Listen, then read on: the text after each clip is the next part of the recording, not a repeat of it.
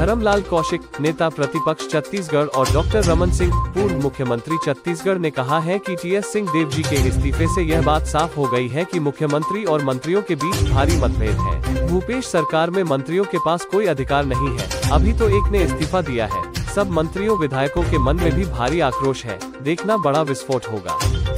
और मंत्री जिसे हम कह सकते हैं कि आज के समय में द्वितीय नंबर का, जिन्होंने लिखित आरोप लगा करके पंचायत ग्रामीण विकास विभाग से त्यागपत्र दिया गया। और त्यागपत्र इसलिए उन्होंने दिया कि अपने कर्तव्यों का पालन करने में वो असमर्थ रहे, क्योंकि मंत्री का जो अधिकार है उस अधिकार को छीनने का प्रयास किया गया। और उसके बाद में उसमें चीफ सेक्रेटरी की अध्यक्षता में सचिवों की एक कमेटी बना दी गई। मुझे लगता है कि हिंदुस्तान में पहली घटना होगी। निर्णय मंत्री के द्वारा लिया जाता है, लेकिन मंत्री के द्वारा जो निर्णय लिया गया उसको बदलने का अधिकार चीफ सेक्रेटरी और सचिव को दिया गया है। इससे मंत्री जी आहत होकर के जो त्यागपत्र दिए हैं, लगातार वो प्रयास किए कि गरीबों को प्रधानमंत्री आवास मिले, लेकिन जिस प्रकार से उसको रोका गया, आज 8 लाख लोग वंचित हो गए प्रधानमंत्री आवास से। लगातार इस विधानसभा में इस बात को उठाते रहे कि 13 लाख लोगों को आवास नहीं मिला है, और ये बात साबित हो रही है उनके त्यागपत्र में दिया गया है। साथ ही जिस प्रकार से अपने कर्तव्यों के जो घोषणा पत्र जारी किए, उस घोषणा पत्र समिति के अध्यक्ष थे, लेकिन उस घोषणा पत्र का जो हश्र हो रहा है उसको भी उन्होंने देख लिया है। और देखने के बाद में लगातार वो प्रयास करते रहे। उसमें दिया गया है कि मुख्यमंत्री से भी चर्चा होती रही, अधिकारियों से भी चर्चा होती रही, लेकिन अपने कर्तव्य पालन में असमर्थ रहे, बेबस रहे, लाचार रहे, और आहत होकर के उन्होंने त्यागपत्र दिया है।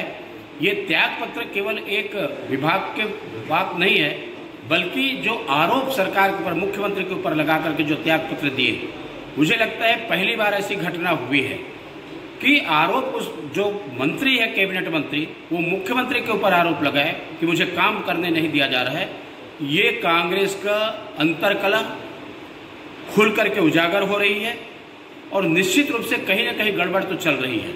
ये बात को साबित कर रही है। सिंहदेव जी ने पंचायत मंत्री पद से इस्तीफा दे दिया, सर किस वजह से? टीएस सिंहदेव जी इस सरकार के दूसरे नंबर के मंत्री हैं, और वो ऐसे मंत्री हैं जिन्होंने सरकार को यहाँ तक लाने में, यानी जो सफलता मिली है, उस पर एक महत्वपूर्ण भूमिका निभाई थी। वो भूमिका थी जन घोषणा पत्र के क्रियान्वयन के अध्यक्ष के रूप में। आज वो निराश हैं, हताश हैं, धैर्य की सीमा मेरी टूट गई। यदि भार साधक मंत्री को ये कहना पड़े किसी सरकार में कि मेरी धैर्य की सीमा टूट चुकी है और मैं इस पद को धारण नहीं कर सकता, जिसका मतलब ये है कि सरकार में मंत्रियों के बीच और मुख्यमंत्री के बीच क्या स्थिति है, किस प्रकार डायलॉग नहीं है। सबसे बड़ा कारण उन्होंने जो पहले इंगित करते हुए अपने पत्र में बताया है, पहला कारण उन्होंने कहा है कि प्रधानमंत्री आवास योजना के, जिसमें हमने वादा किया था गरीबों को आवास देंगे, 8 लाख आवास भूपेश बघेल ने उसकी मंजूरी नहीं दी। भूपेश बघेल ने गरीबों के आवास बनने नहीं दिया। उसका 2 फायदा होता है यदि 8 लाख मकान, मैं तो 8 लाख नहीं मानता इसको, मैं मानता हूँ कि 16 लाख आवास है, क्योंकि 3 फेज़ 1, फेज़ 2, फेज़ 3 के पूरे किए जाए। पर मान लिया जाए 8 लाख में उन्होंने कहा है 10,000 करोड़ का इन्वेस्टमेंट छत्तीसगढ़ में आता, वो 10,000 करोड़ का नुकसान छत्तीसगढ़ को हुआ। 8 लाख से लेकर बेघरवार गरीबों के लिए आवास बनती तो गरीबों के जीवन में खुशहाली आती। वो टीएस सिंहदेव निराश हैं कि गरीबों को आवास नहीं दे पाए।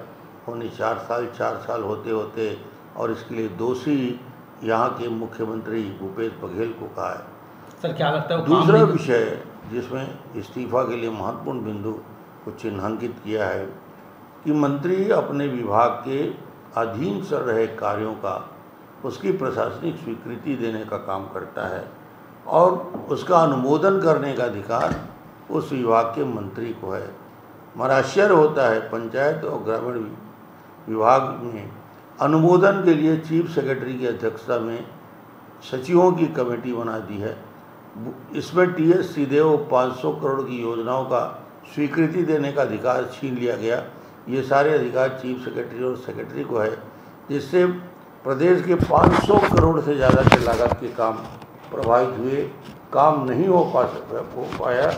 ये एक निराशा TS सिंहदेव के मन में व्याप्त है कि उन्होंने आवास का निर्माण कार्य नहीं कर पाए। तीसरा विषय जो महत्वपूर्ण लगता है, उन्होंने आरोप लगाया है कि पेशा कानून को कैबिनेट में उसकी प्रेसी बदल दी गई। विभाग ने जो प्रारूप कैबिनेट में भेजा था, जिसके अनुसार चर्चा में जल जंगल जमीन को महत्वपूर्ण बिंदु रखे गए थे, बिना विश्वास में लिए गए, इसको बदल दिया गया। जन घोषणा पत्र में जो महत्वपूर्ण वादा किया था, उस महत्वपूर्ण वादे में जो उन्होंने एक जनता के साथ, छत्तीसगढ़ की जनता के साथ जो धोखा किया है, एक साजिश के तहत, ये उनके शब्द हैं, एक साजिश के तहत रोजगार सहायकों से अधिकार हड़ताल करवाकर मनरेगा के कार्य को प्रभावित किया गया, जिससे सहायक परियोजना अधिकारी की भूमिका स्पष्ट रूप से निकल आई। स्वयं उन्होंने मुख्यमंत्री को पत्र लिख कर कहा है, स्वयं आपके द्वारा हड़ताली कर्मचारियों को मांग पूरा करने के लिए कमेटी बनाएगी, इसके बाद भी हड़ताल वापस नहीं लिया गया।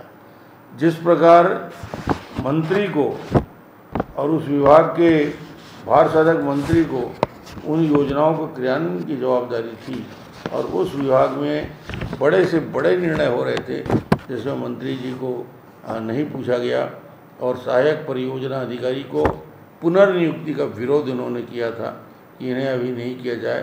तो मुझे लगता है कि किसी सरकार के वरिष्ठतम मंत्री को ना अपने विभाग में काम करने का अधिकार है, ना वो प्रशासनिक स्वीकृति दे सकते, ना वो आवास योजना में उनको पैसा दे सकते, ना सहायक जो हमारे कर्मचारी हैं, परियोजना अधिकारी, उनको हटाने का काम, फिर उनको वापस लेने का काम, पुनर्नियुक्ति का काम लिया गया है। तो ये स्थिति छत्तीसगढ़ में पूरा सभी मंत्रियों की है। कोई इस्तीफा दे दिया है थोड़ा हिम्मत करके, बाकी लोग मन ही मन में आक्रोशित हैं, नाराज़ हैं, और एक दिन ऐसा विस्फोट होगा जैसे हमने देखा है कि महाराष्ट्र में जो स्थिति बनी थी, सारी की सरकार धरी रह गई और सारे लोग बगावत में आ गए, तो धीरे धीरे स्थिति बनेगी।